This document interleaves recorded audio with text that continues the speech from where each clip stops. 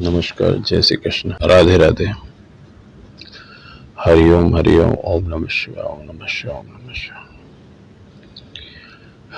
आध्यात्म में हम जब कोई भी मंत्र जाप करते हैं, ध्यान करते हैं और भगवान की स्तुति करते हैं, तो मंत्र जाप और ध्यान और भगवान की स्तुति करने में हमारे मन की जो स्थिति होती है वो हमारे पूर्व जन्म के संस्कार के ऊपर निर्भर करता है।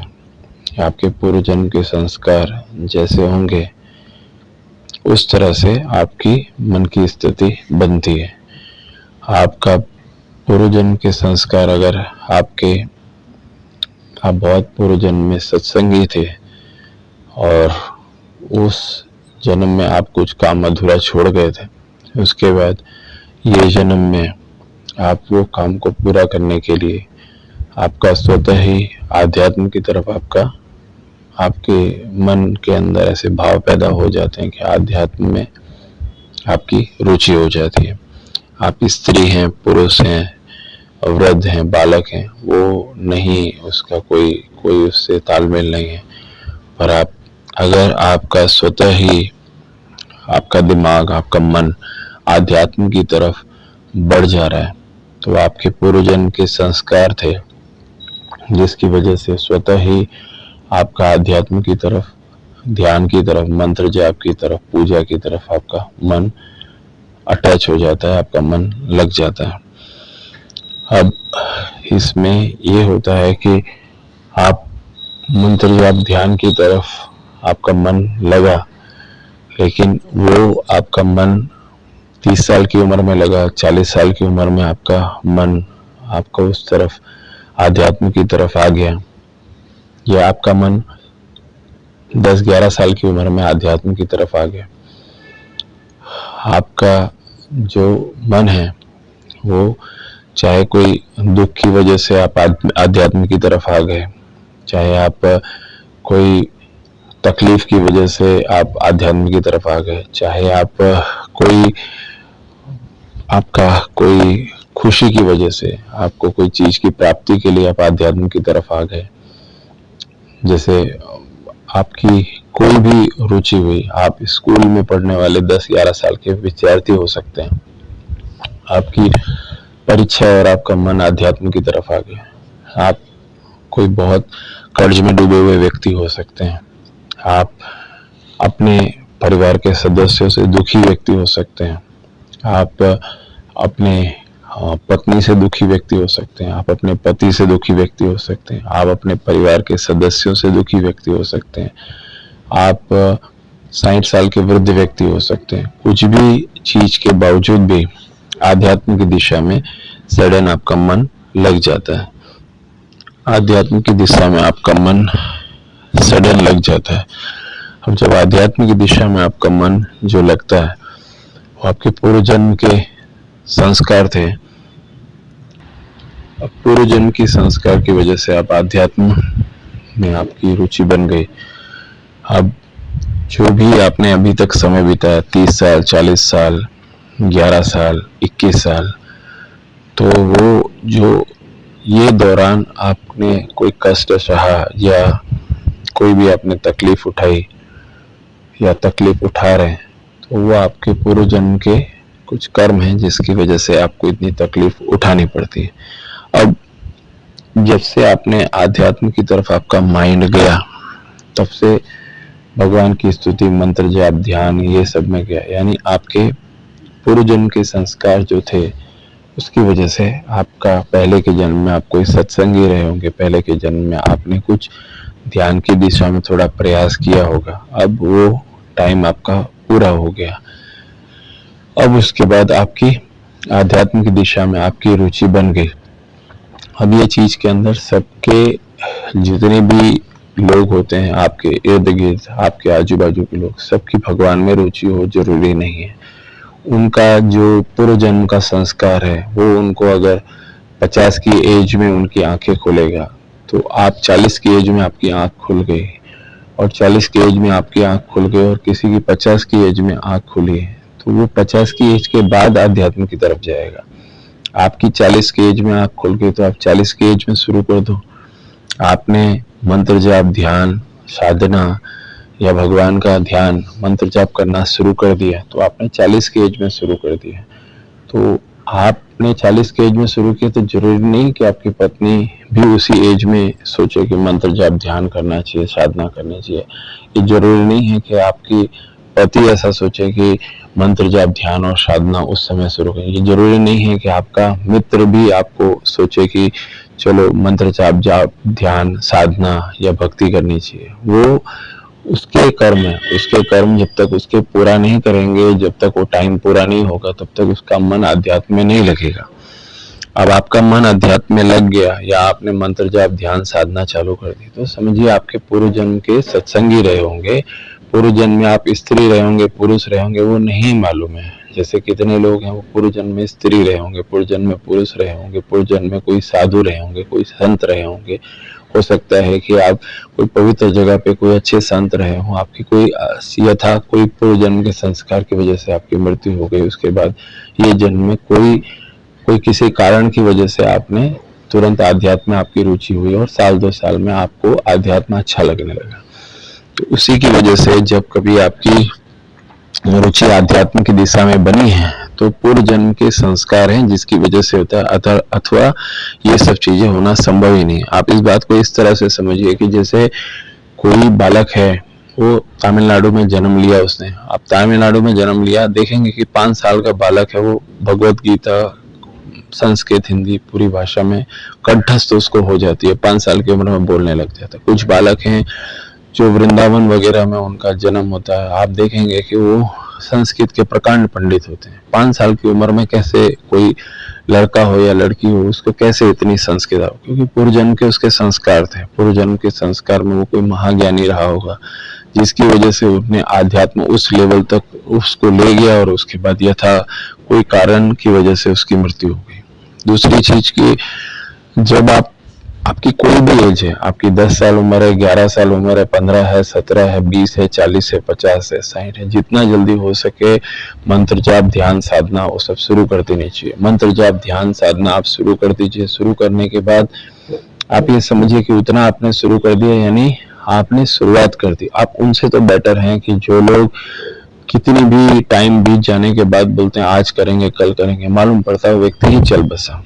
आपका जितना जल्दी आपको भगवान का चेत हो जाए, आपको लग जाए कि मैं कहीं ना कहीं वो भगवान का अंश हूँ और एक न एक दिन तो मुझे दुनिया को छोड़ के जाना है, चाहे आपके पास 100 करोड़ हो, 200 करोड़ हो, 50,000 हो, 1 लाख रुपया हो, 2,000 रुपया हो या कुछ भी नहीं हो, आपके जो शरीर के जाने की स्थिति और मन की स्थिति वो एक रहने वाली है। जब आप मरेंगे तो उस समय के टाइम पे एक ही स्थिति, जब आप ये सनातन सत्य जानते हैं तो आपको जितना जल्दी हो सके मंत्र जाप, ध्यान, साधना शुरू कर देनी चाहिए। दूसरी चीज की, जब आप मंत्र जाप, ध्यान, साधना करते हैं, पूजा पाठ करते हैं, हो सकता है कि परिवार के सदस्य आपको मना करे, परिवार के सदस्य आपको बोले कि ये क्या लेके बैठे हो, सिर्फ पैसा रुपया कमाओ वही जिंदगी है। तो ये समझने का कि उसके पूर्वजन्म के संस्कार उसको 5 साल के बाद आंख खोलेंगे, तो आप उसको अपना विरोधी मत मानिए। आप ये समझिए कि जो आपके लिए जरूरी है आप कीजिए, जो उसके लिए जरूरी है वो कर रहे हैं, ठीक है। दूसरी बात की, जैसे आप मंत्र जाप, ध्यान, साधना करते हैं तो कभी टाइम मिलता है आपको तो आपको वृंदावन है, मथुरा है, काशी है और आसाम में कामाख्या मंदिर है, काफी जगह जो पवित्र जगह है वहां पे एक बार आपको जरूर जाना चाहिए।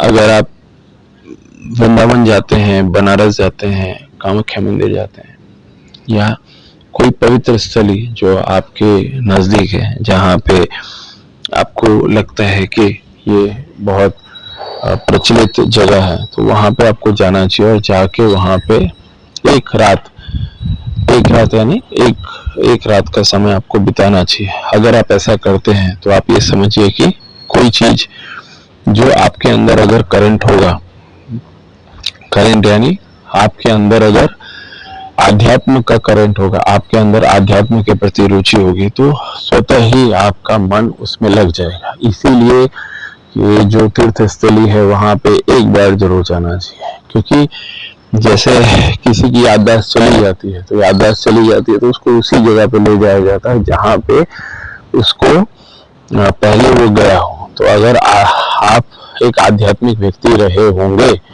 और आपका आध्यात्म के प्रति रुचि रही होगी, आप एक बहुत बड़े सत्संगी और ध्यानी व्यक्ति रहे होंगे, तो जब आप ऐसी तीर्थ स्थली पे जाते हैं जिसमें पूर्व जन्म में आप गए हों, तो जाते ही आपके अंदर से वो करंट बहने लगता है।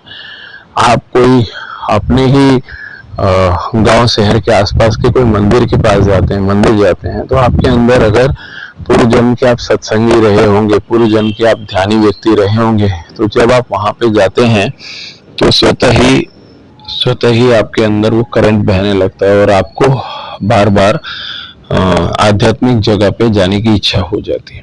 और ये तब तक जरूरी होता है जब तक कि आपके अंदर पूर्व जन्म की जो संस्कार हैं वो सब चीज जागृत ना हो जाए। फिर स्वतः ही आप बोलेंगे कि वो फला व्यक्ति तो बहुत सत्संगी हो गया है और वो फला व्यक्ति तो जो है मंत्र जाप ध्यान साधना में ही रहता है, अब तो दूसरी जगह कहीं आता जाता नहीं। तो ये जो चीज है आपके अंदर के भावों को आपको जगाना है। अगर जग जाएंगे तो पूर्व जन्म के संस्कार आपके अंदर वो जागृत हो जाएंगे। फिर आपको लगेगा कि सत्संग ध्यान मंत्र जाप साधना में आपको रुचि होने लगी है। वृंदावन के अंदर ऐसा है कि जब कोई व्यक्ति एक बार वृंदावन जाता है तो जाने के बाद फिर उसको बार बार वृंदावन जाने की इच्छा होती है। कितने लोग तो वहीं पे रुक जाते हैं। बनारस जाते हैं तो कितनी बार ऐसा होता है कि एक दिन दो दिन आप रुक गए, उसके बाद आपको बनारस अच्छा लगने लगे, आपको लगेगा कि मैं वहीं पे रुक जाऊं। तो ये आध्यात्मिक आपके अंदर की पूर्व जन्म के संस्कार होते हैं जिसके बारे में आपको जानकारी नहीं है, लेकिन कोई संत महात्मा होते हैं उनको मालूम होता है कि आप पूर्व जन्म के बहुत बड़े सत्संगी हैं, ध्यानी व्यक्ति हैं। कभी कोई चलते फिरते कोई नागा साधु होते हैं, चलते फिरते कोई सिद्ध संत होते हैं, वो आपको देख के बोल देंगे कि आप पूर्व जन्म में बहुत अच्छे संस्कारी व्यक्ति रहे होंगे, सत्संगी व्यक्ति रहे होंगे। आपको देख के लगता है कि आपकी और अब पावरफुल है। ऐसा कभी ना कभी कोई ना कोई ज्योतिष या कोई प्रसंग में कोई व्यक्ति आपको मिल जाता है, ऐसा बोल सकता है। अब आप ये समझिए कि जब भी आप ये सब चीज करते हैं तो उसके अंदर आपका उस दिशा में आपका मन बन गया। मन बन गया यानी आपने अपना अकाउंट ओपन कर लिया, आपने अपना अकाउंट खोल दिया। भगवान का आप समझो, भगवान ने आपको 60 साल तक की नौकरी दी है कि 60 साल तक की उम्र है, 60 साल तक आप ये पृथ्वी पे रहेंगे, मृत्यु लोक में रहेंगे। अब आपने 40 की एज में आपने अपना अकाउंट ओपन कर लिया और 40 की एज में राम राम राम राम राम राम का जप करने लगे, हरे कृष्ण हरे कृष्ण का जप करने लगे, ओम नमः शिवाय का जप करने लगे, राधे राधे राधे राधे का जप करने लगे, ओम भूर्भुवः स्वः सवितुर्वरेण्यं भर्गो देवस्य धीमहि धियो यो न प्रचोदयात्, माँ गायत्री की उपासना करने लगे। लेकिन अब आपने 40 की एज से शुरू किया, अपना अकाउंट ओपन किया। अब आपने पासबुक, जो राम नाम की पासबुक है, जो आध्यात्म की पासबुक है, जो तत्व साधना की पासबुक है, जो भगवान की पासबुक है, उसके अंदर आपने प्रतिदिन 101 बार हनुमान चालीसा, 101 बार राम राम का जप उसके अंदर आपने लिखाना चालू किया। अब धीरे धीरे जब 60 की उम्र आएगी तब तक आपकी जो पासबुक है उसमें 20 साल का जो भी आपने जमा किया वो सब इकट्ठा हो जाएगा। लेकिन अगर आप 50 की एज में आपने 50 की एज में शुरू किया तो आपके पास सिर्फ 10 साल बचे हैं। अब 10 साल के अंदर आप जितना भी राम राम का जप, हरिओम का जप, ओम नमः शिवाय का जप, हरे कृष्ण का जप, आप जो भी चीज आप प्रारंभ करते हैं, अब वो 40 या 50 की एज में आपने पासबुक में एंट्री करनी चालू की। अब राम नाम की पासबुक, आध्यात्मिक की पासबुक, भगवान की पासबुक के अंदर आपने एंट्री की। आपने 1000 बार प्रतिदिन राम नाम का जप, ओम नमः शिवाय का जप, हरिओम का जप अंदर आपने एंट्री की। अब एंट्री करने के बाद ऐसा हुआ कि जब 60 साल की उम्र के दौरान जब आपकी मृत्यु हो गई और हम भगवान ने और यमराज ने या आपकी पासबुक ओपन करके देखी तो बोले तो 10 साल से भगवान का जप कर रहा है, 10 साल से मंत्र जाप साधना कर रहा है, तो ये तो हमारे समुदाय का आदमी है। तो वो चीज के अंदर फिर आपको स्पेशल कैटेगरी में आपको ध्यान रखा जाएगा कि नहीं, ये तो हमारा आदमी है, इसका ध्यान रखना, इसको 10 साल और दो, ये 70 साल तक जिएगा, इसको 10 साल और स्तुति करने दो। अब जो हम बोल रहे हैं वो सत्य बात है, मतलब ऐसा होता है। अब आपने अब जब 40 की एज से आपने शुरू किया और आपकी उम्र 60 साल हुई, 20 साल तक आपने राम नाम का जप किया, ओम नमः शिवाय का जप किया, हरिओम का जप किया, साधना की, आपने भगवान की स्तुति की, तो जब 60 साल की उम्र में यमराज आपकी पोथी खोल के देखते हैं या भगवान के दूत आपकी पोथी खोल के देखते हैं, भगवान आपकी पोथी खोल के देखते हैं, तब इस समय के टाइम पे होता है कि अरे इसके पास तो इसने तो 20 साल तक हमारी स्तुति की है, तो हमारा समुदाय का है, तो उसकी वजह से आपको एक स्पेशल आपको दिया जाता है। फिर बोला जाता है कि जाओ 10 साल और आपको समय मिलेगा, 10 साल और स्तुति करो। ऐसा होता है। कितने ही लोग हैं वो लोग को मालूम ही नहीं कि स्वतः उनकी उम्र बढ़ जाती है। लोग कामना करते हैं, घर परिवार के लोग कामना करते हैं, दूसरे लोग कामना करते हैं मर जाए, लेकिन व्यक्ति का जीव निकलता ही नहीं है। भगवान उसको बोलते हैं कि लो 10 साल और स्तुति करो। ऐसा होता है। तो अगर आपने जो बैंक अकाउंट की पासबुक है उसमें जो एंट्री करते हैं वो चीज कभी भी खत्म हो जानी है। आपके लड़के, बच्चे, बहू, बेटी, कोई भी सब वो पैसे को यूज कर लेने वाले हैं, आपकी पत्नी, आपके पति यूज कर लेने वाले हैं। वो आपका पासबुक जो यहीं पे ही तुरंत आपका वो चीज खत्म हो जाने वाला है। वो लोग आपके मरते ही बेच देंगे, मरते ही आपके वो धन को उपयोग कर लेंगे, मरते ही आपको छोड़ के कहीं और दूसरे के साथ अपना जीवन बिताने लगेंगे। लेकिन जो राम नाम की पासबुक है, जो आध्यात्म की पासबुक है, जो ओम नमः शिवाय की पासबुक है, जो हरिओम की पासबुक है, जो काली, दुर्गा और अम्बे माँ की उपासना करने की जो पासबुक है, वो पासबुक में आपके इकट्ठे किए हुए धन, आपकी इकट्ठी की हुई राम नाम की मंत्र जाप की साधना, वो सब कहीं नहीं जाने वाली है। वो सारी की सारी जो साधना है वो आपकी अंदर ही रहने वाली है। और वो जब आपको यमराज के यम के पार्षद आपको ले जाएंगे या आपका जो समय होगा उसके बाद आपको और भी उसके ऊपर आपको सपोर्ट मिलता है। और भगवान और जो आध्यात्म की दिशा में जो संत महात्मा हैं, जो हजारों सालों से इस पृथ्वी पे हैं, कितने ही संत महात्मा जो 5-5 हजार साल से हैं, महाभारत के टाइम से, रामायण के टाइम से संत महात्मा आज भी हैं और वो सब जगह पे व्याप्त हैं और सूक्ष्म शरीर से घूमते हैं और देखते हैं कि आप क्या बोल रहे हैं, क्या कर रहे हैं। वो आपके ऊपर नजर रखते हैं। कितने ही संत महात्मा ने आपके ऊपर 15 साल से नजर रखा होगा, 10 साल से नजर होगा। जैसे आप कोई कुछ काम करते हैं, आपको लगता है भगवान ने मेरा काम कर दिया, तो वो भगवान स्वयं नहीं आते, पर भगवान के जो अच्छे संत महात्मा होते हैं, जो अमर हैं, जीवंत हैं, वो सूक्ष्म शरीर से सब जगह आजू बाजू घूमते हैं और वो आप पे नजर रखते हैं कि हमारे समुदाय का, इसका ध्यान रखना हमारी जवाबदारी है। और जब भी आप शरीर छोड़ते हो तब भी ध्यान रखते हैं कि आपको इस सही शरीर में जाने चाहिए। और जब भी आप शरीर छोड़ने वाले होते हो तब भी आपको कितना समय देना है, आपसे क्या काम करवाना है, वो भी उनको ध्यान होता है। आपसे जो भी काम करवाना है उनको मालूम होता है कि ये व्यक्ति का ये काम इससे करवाना है, इसकी वजह से आपको उतना समय और दिया जाता है कि ये मृत्यु लोक, पृथ्वी लोक में इतने काम और कंप्लीट करो, उसके बाद तुमको मरना है या उसके बाद तुमको जाना। आप देखेंगे कि कितने ही साधु संत ऐसे होते हैं कि जो व्यक्ति मरते हैं और मरने के पहले उन्होंने इतने काम कर दिए होते हैं कि हजारों लोगों में उन्होंने खुद के अंदर की ज्ञान, खुद के अंदर की ज्योति, खुद के अंदर के संस्कार को भर दिया होता है, जिसकी वजह से हजारों लोग जागृत हो जाते हैं। तो वो जो साधु संत हैं या जो भी सिद्ध पुरुष हैं, वो लोगों को उनके ऊपर के जो साधु संत हैं, उन्होंने उनका ध्यान रखा कि तुम चिंता मत करो, हम तुम्हारे साथ हैं। तो जब तक कि वो उनका पूरा का पूरा ज्ञान, संस्कार सब जगह नहीं फैला देते, तब तक वो पृथ्वी लोक पर होते हैं। फिर जब हो जाता है तो उसके बाद शरीर छोड़ देता है। अब आप समझिए कि आप जब कोई भी चीज करते हैं, हो सकता है एक प्रयास में आप सफल हो जाए, हो सकता है आपको और भी 3 जन्म लेने पड़े, लेकिन जो अभी जितना जल्दी जो भी साधक है वो जितना जल्दी छोटी उम्र में शुरू कर देता है उतना अच्छा है। क्योंकि जब आप लेट जितना करेंगे उतना ज्यादा आपके माइंड और मन के अंदर वो हार्ड डिस्क फुल हो जाएगी। आप समझिए कि उसमें रोज आप कुछ न कुछ चित्र, कुछ न कुछ पिक्चर, कुछ न कुछ बातें आप उसमें भर रहे हो। आपके माइंड में जब आप देखते हो तो चित्र है, और माइंड में जब आप बोलते हो तो वो रिकॉर्ड हो रहा है, पूरा का पूरा माइंड भरा जा रहा है। तो उसके बाद जब आप शुरू करोगे तब आपको पहले वो सबसे अंदर आपके संस्कार लड़ने पड़ेंगे। बुरे संस्कार अच्छे संस्कार से लड़ेंगे, अच्छे संस्कार आपके बुरे संस्कार से लड़ेंगे। यानी आपका माइंड और आपका मन जितना ज्यादा कोरा स्लेट होगा, जितना ज्यादा वो ब्लैंक होगा, उसके बाद जैसे जैसे जो संस्कार फीडिंग आपके अंदर होगी वो चीज ज्यादा अच्छी तरह से आपको कनेक्ट करेगी। जैसे आप समझिए कि आपको आपने मंत्र जाप शुरू किया 10 साल की उम्र में। 10 साल की उम्र में तो यानी आपके पास 50 साल तक आप वो आपके माइंड में सब इकट्ठा होता जाएगा। मंत्र जाप, सत्संग, ध्यान, साधना, तंत्र साधना, सब कुछ इकट्ठा होगा। आपने 40 की एज में शुरू किया तो 40 साल तक जो आप देख चुके हैं वो, और 20 साल आगे जो आप मंत्र जाप साधना करने वाले, वो दोनों संस्कार अंदर लड़ेंगे। आपके अंदर 40 साल तक आपने दुनियादारी देखी, आपने दूसरी सब चीजें देखी, आपने घर परिवार देखा, वो सब देखा, तो वो जो संस्कार है वो आपके अंदर रहेंगे।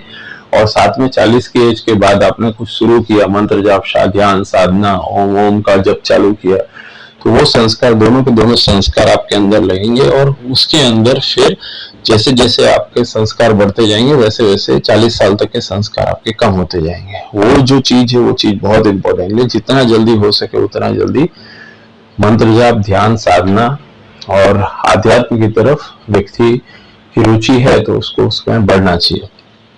दूसरी बात की, जैसे जो भी सिद्ध संत हैं, जो हिमालय में सिद्ध संत हैं, जो भी दूसरे पवित्र स्त्रों में से, वो सिद्ध संत हमेशा 24 घंटे अवेलेबल रहते हैं, उनको सब मालूम होता है क्या हो रहा है। प्लस जो सिद्ध संत हैं वो नजर भी रखते हैं, क्योंकि आप जैसे ही उनके समुदाय में हो, जैसे ही आप मंत्र जाप और ध्यान साधना करते हो, तो समझिए कि आपने 5 साल मंत्र जाप और ध्यान साधना की, 10 साल मंत्र जाप, तो आप उनके समुदाय में आ गए। और वो समुदाय के जो व्यक्ति हैं वो उस पर नजर रखते हैं कि नहीं, ये हमारे समुदाय से रिलेटेड है और इसका ध्यान रखना हमारी जवाबदारी है, और वो आपको उस दिशा में खींचने की कोशिश करते हैं। आपको कोई तकलीफ होती है, कोई भी चीज होती है, तो वो सूक्ष्म रूप से आपके पास मदद के लिए आते हैं, सूक्ष्म रूप से आपको मदद करते हैं। आप ये बिल्कुल बात समझ के रहिए कि जैसे आप किसी व्यक्ति की नौकरी करते हैं और वो नौकरी करने के दौरान वो आपको पगार देता है, ध्यान रखता है, उसी तरह से आध्यात्म की दिशा में, मंत्र जाप, ध्यान साधना की दिशा में जब आप आगे बढ़ते हैं तो जो सूक्ष्म रूप से जो संत महात्मा देव विद्यमान है और वो आपको, जिस परमात्मा की आप स्तुति कर रहे हो तो सबसे बड़ा है, तो जब आप उनकी स्तुति करते हैं तो 10 साल से मंत्र जाप ध्यान साधना करेंगे तो तुरंत आपको मदद के लिए आपके पास बैठे होंगे। वो आपको कुछ भी नहीं होने देंगे, एक पत्ता भी आपका कोई नहीं हिला सकता है, वो आपको तुरंत का तुरंत मदद के लिए दौड़ते हैं। दूसरी चीज की, कितने ही साधक हैं जो मंत्र जाप साधना या ध्यान वगैरह करते हैं तो उसके अंदर उनको अलग अलग अनुभव होता है। एक साधिका का मैंने लास्ट वीडियो में जिक्र किया, अभी फिर से हम वो उस बात को थोड़ा कंफर्म कर देते हैं, फिर से बता देते हैं। वो साधिका की शादी के पहले से ही वो मंत्र जाप लिखने की उनकी रुचि थी, राम राम की मंत्र जाप वो लिखा करती थी। उसके बाद शादी के बाद भी उन्होंने मंत्र जाप लिखना शुरू किया। वो 26 साल तक उन्होंने मंत्र जाप लिखा और उसके बाद उन्होंने 1 करोड़ बार राम राम का जप लिखा। और उसके बाद फिर बाद में उनका कोई जगह पे इंटरव्यू भी आया और उन्होंने ये भी कहा कि मैंने ये संकल्प किया था कि मैं मंत्र जाप लिखना बंद नहीं करूंगी। तो जब 52 की एज में उन्होंने मंत्र जाप 1 करोड़ बार लिख के कंप्लीट किया, बहुत सारा उन्होंने किताब इकट्ठा कर लिया। तो उनको पूछा गया कि आपको क्या मिला, उन्होंने बोला कि हमारे 2 बच्चे अमेरिका में, एक बच्चा ऑस्ट्रेलिया में है या एक बच्चा गवर्नमेंट में है। तो उस तरह से मुझे जो चाहिए था मुझे मिल गया और मैंने उसके लिए कोई प्रयास नहीं किया, सिर्फ मंत्र मैं लिखती रही। यानी उसका दिल कितना साफ रहा होगा कि उन्होंने कोई भी दिखावा करे बगैर उन्होंने मंत्र लिखना चालू किया और धीरे धीरे करके 1 करोड़ बार मंत्र उन्होंने राम राम का लिख दिया। इसमें क्या, एक पेन और एक कागज, और उसमें लिखते गए पर 1 करोड़ बार पूरा होने तक उन्होंने सारा का सारा सब सुख पा लिया, सब कुछ सुख पा लिया। तो ये मंत्र जाप का ही प्रभाव है जो उनके अंदर ऐसे संस्कार, पूर्व जन्म की कोई सत्संगी रही होंगी, कुछ पूर्व जन्म के कोई साधु महात्मा रहे होंगे जिसकी वजह से उन्होंने वो चीज पूरी की। दूसरी एक चीज के अंदर वो भी हमने कहा था, उसको भी एक बार रिपीट करते हैं कि एक साधक थे, वो काशी बनारस में एक बार अपने बच्चे को लेके गए थे और उसके बाद वहां पे वो भगवान हनुमान जी के बहुत भक्त थे और उधर पूजा कर रहे थे, ध्यान कर रहे थे। उसी समय के टाइम पे वो गंगा नदी के घाट पे उनका बच्चा ऐसे ही नहा रहा था, खेल रहा था, इतने में क्या हुआ, लहर आई और उसको खींच के ले गई। इसमें वो वो देखे लेकिन किसी के हाथ में नहीं आए। उसके बाद उन्होंने हनुमान जी को कहा कि हनुमान जी, मैंने आपका इतनी टाइम स्तुति की और मैं अभी मेरे बच्चे को पहली बार यहाँ पे लेके आया और मेरा बच्चा यहाँ पे बह गया, आज के बाद मैं आपकी उपासना नहीं करूंगा। ऐसा कुछ उन्होंने हनुमान जी के कहा हनुमान जी को। आप बिलीव करोगे उसके बाद फिर सडन वहां से आधा किलोमीटर दूरी के ऊपर एक पेड़ की डाली के ऊपर एक बंदर आया और बंदर ने हाथ यूं नीचे करके वो बच्चे को हाथ पकड़ा और किनारे पे कर दिया। फिर किसी ने सूचना दी कि वहां किसी का बच्चा बह रहा था, तो किसी बंदर ने उसको उठा के उसको किनारे पे कर दिया। उसके बाद जितने भी फिर बाद में वो आदमी दौड़ा और देखा, और जितने भी लोगों ने, ये काशी बनारस पे हुई प्रत्यक्ष बात है, बहुत सारे लोगों ने ये चीज देखी थी। तो भगवान ने साक्षात आके उसी समय के टाइम पे वो बालक को एक वानर रूप में आकर उसको मदद की और तुरंत उसको बचा लिया। तो भगवान कहीं पे भी बहुत सारी जगह पे अपनी उपस्थिति दे देते हैं। आपका हृदय साफ होना चाहिए, दिल साफ होना चाहिए। उस व्यक्ति ने का हृदय साफ था, दिल साफ था और उसके बच्चे को साक्षात हनुमान जी ने आके बचाया। तो आपका हृदय साफ है, दिल साफ है, तो आपको जो चाहिए वो भगवान प्रत्यक्ष देते हैं। संत महात्मा देवी देवता सब कुछ है। और आपका हृदय साफ होना चाहिए। साफ हृदय से आप राम राम का जप करते हैं, साफ हृदय से आप कोई भी भगवान का नाम लेते हैं, देवी देवताओं को बुलाते हैं, तो देवी देवता आपकी मदद के लिए मौजूद हैं और आते रहेंगे। आपका हृदय साफ होना चाहिए, आपके हृदय में भगवान बसते हैं। फिर इसके बाद एक साधक थे, वो साधक जो थे उनको बहुत भारी, उनको कोई बीमारी हो गई थी, वो सब था। तो किसी ने उनको कोई जगह पे सत्संग में उन्होंने सुना कि हनुमान चालीसा का जप करने से उनको उनकी बीमारी दूर हो जाएगी। तो उन्होंने बोला बहुत सारे डॉक्टर को हमने दिखा दिया, नहीं है तो हनुमान चालीसा का जप करके भी देख लेते। आप बिलीव करोगे उन्होंने हनुमान चालीसा का जप किया, हनुमान चालीसा का नियमित जप किया। उसके बाद साल भर के बाद में जो उनको असाध्य बीमारी थी, कुछ कैंसर जैसा बहुत भारी रोग था, साल भर के बाद में वो गांठ कहाँ चली गई मालूम ही नहीं पड़ा। जब एक्सरे कराया गया तो मालूम पड़ा कि उनकी कैंसर की गांठ ही गायब हो गई। और हनुमान चालीसा का उन्होंने पूरे साल भर तक जप किया। जब कैंसर की गांठ ही गायब हो गई, यानी डॉक्टर ने बोला अभी आपको कोई बीमारी है ही नहीं। और वो साधक ने फिर उसके बाद 1 साल के बाद भी वो मतलब हनुमान चालीसा का जप छोड़ा नहीं, कंटिन्यूस करते रहे। तो कहने की बात है कि वो साधक जो थे उन्होंने तो सिर्फ 1 साल तक किया। कितने ही ऐसे साधक लोग हैं जो अच्छे से अच्छा मंत्र जाप ध्यान हनुमान चालीसा का पाठ करते हैं। अगर वो करते हैं तो फिर उनको भगवान खुद उनको अपने सानिध्य में ले लेते हैं, अपनी निगरानी में ले लेते हैं। फिर आप संत महात्मा आपके साथ बैठे हुए हैं, आप ये मत समझिए कि आप अकेले हैं।